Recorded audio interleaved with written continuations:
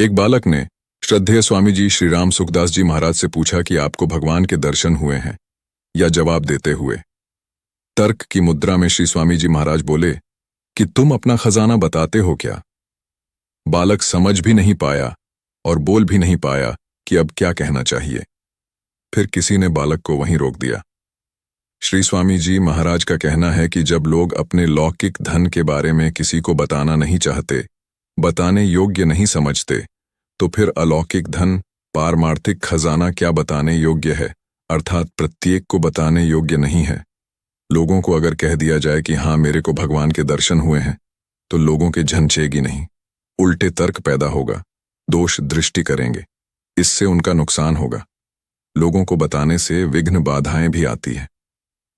सेठ जी श्री जय दयाल जी गोविंदका ने कहा है कि भक्त प्रहलाद की भक्ति में इतनी बाधाएं इसलिए आईं कि उन्होंने भक्ति को लोगों के सामने प्रकट कर दिया था।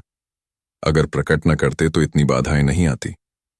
श्री सेठ जी ने भी गुप्त रीति से ही साधन किया है और सिद्ध पाई है।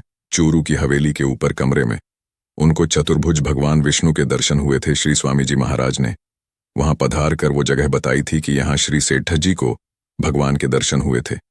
श्री सेठ जी मुंह पर चद्दर ओढ़े सो रहे थे, उस समय भगवान ने दर्शन दिए। ऊपर चद्दर ओढ़ी होने पर भी भगवान दिखलाई कैसे पड़ रहे हैं।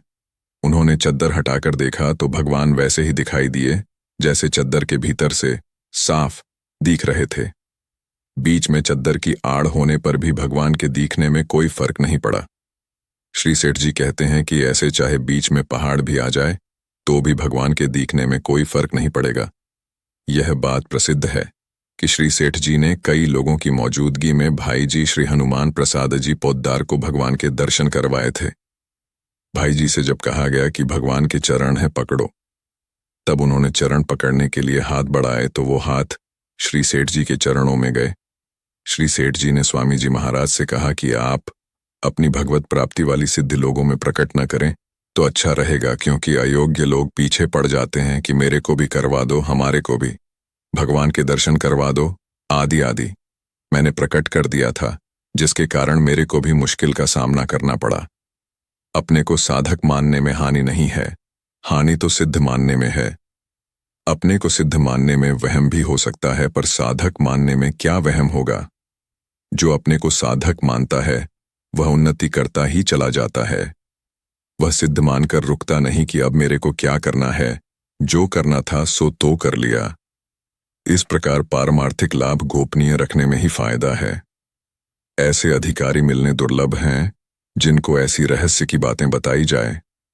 अधिकारी को तो महापुरुष अत्यंत गोपनीय रहस्य भी बता देते हैं।